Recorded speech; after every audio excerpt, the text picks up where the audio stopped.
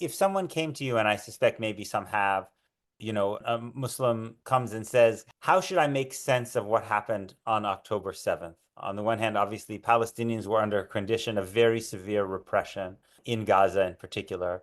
And yet, this was an attack not just against soldiers, but of targeted civilians for killing and for abduction. From a perspective of Muslim ethics of war, how do you make sense of what happened on October 7th? Well, I mean, any student of Muslim law would know that it is strictly prohibited to target civilians. But again, I mean, that's the thing about theology is that, and dealing with God's law, is that human beings have an amazing capacity to justify whatever they want to justify, whether it's arguments of necessity, which is often how religious law gets skewed and gets corrupted.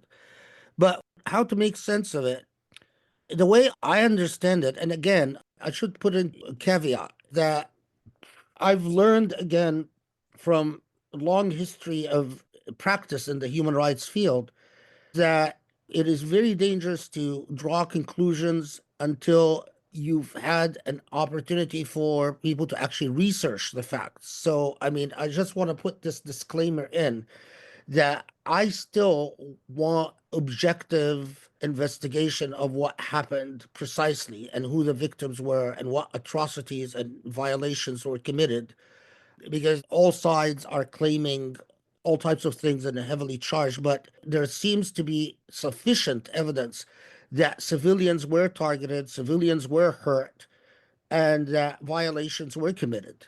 And that's, of course, morally and theologically a huge problem.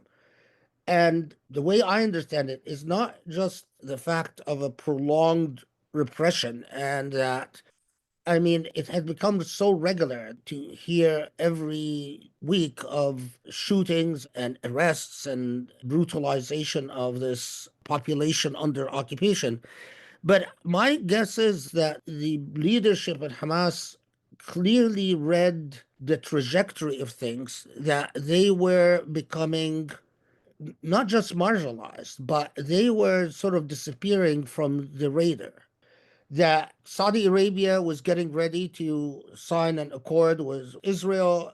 It looked like everyone was basically rushing to the table to make peace with Israel and ignore Palestinians and ignore everything they had affirmed to that point, that we will not make peace with Israel unless Israel gives Palestinians even a measure of their rights, or even the rights that Israel had committed to under the Oslo Accords. It was quite clear that Morocco and Bahrain and the Emirates and Sudan and so on had all abandoned this position.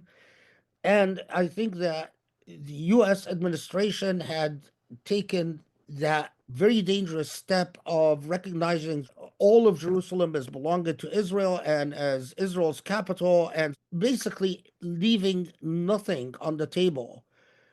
And Palestinians were basically looking at a history of being doomed to oblivion, being doomed to living in this open air prison in Gaza, while they are a priority on no one's table. And I should add another thing from a Muslim's perspective, that Muslims who cared were constantly, um, it's not an exaggeration to say that your senses was being assaulted and regularly offended by the offenses being committed against the Aqsa Mosque. That this was a pretty much a weekly thing, that now it had become a regular occurrence for Israeli security to accompany militants who are treated very differently in Israel than militants would be treated anywhere else, accompanied in violating the sanctity of the Aqsa Mosque, and these repeated offenses and the heightened anxiety that we are coming close to the time that the Aqsa Mosque is going to actually have the fate of the mosque in Khalil, where the time is divided between Jews and Muslims and so on. And I think that the way I understand it is that Hamas basically did something in which they intended to sort of just ruin the entire game for everyone. You know, if you are going to forget us now, again, and I'm not an expert on Hamas, but my understanding of this organization is that in the past, their actions have usually been calculated and measured. So something seems to have gotten out of, they've lost control somehow, somewhere. And that's where I really don't know what the full facts are. I've read somewhere that Hamas had information that Netanyahu planned to strike against them. So they struck preemptively. Who knows? Who knows what the reality are? But it's clear that there was an act of desperation. It's clear to me that there is this a little bit of an air of suicidality, if you will, in this act of desperation. But regardless, I think that when we had the whole issue with suicide bombings, I think it's very risky, very dangerous when an organization claims that it is a religious organization in some fashion and then commits acts that would send a message that somehow God's law is limitless and that God's law would support atrocities.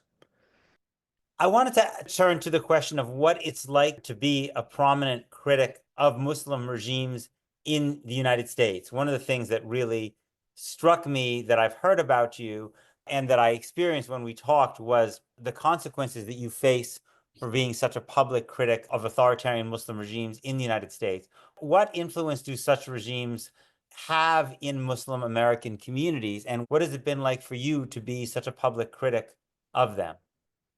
Uh, the thing that I think would surprise a lot of people is that the legacies of despotism, sort of the generational trauma from despotism, is alive and well among Muslim communities in the United States and I think more broadly in the West. So the thing that is really striking is that the number of Muslim organizations in the United States that live in absolute terror of politics generally.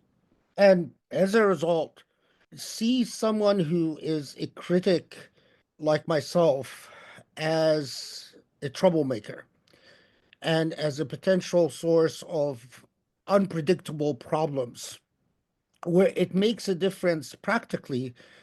There's a serious part of it that, for instance, if you tolerate a critic of Saudi Arabia, it probably means that your organization, you and your family will not be able to go to Hajj in Saudi Arabia, will not be able to go to Dubai if that's your thing. But beyond that, there's a part that's not so serious that, for instance, if you're Egyptian, that you're possibly tolerating a critic of Egyptian despotism will have consequences as to your ability to visit back home if you're Egyptian or perhaps your family back home. So, what that has often meant is outspoken people like myself about the dangers of or the problem of despotism and abysmal human rights records of many of these countries find themselves quite ostracized and isolated in their own communities.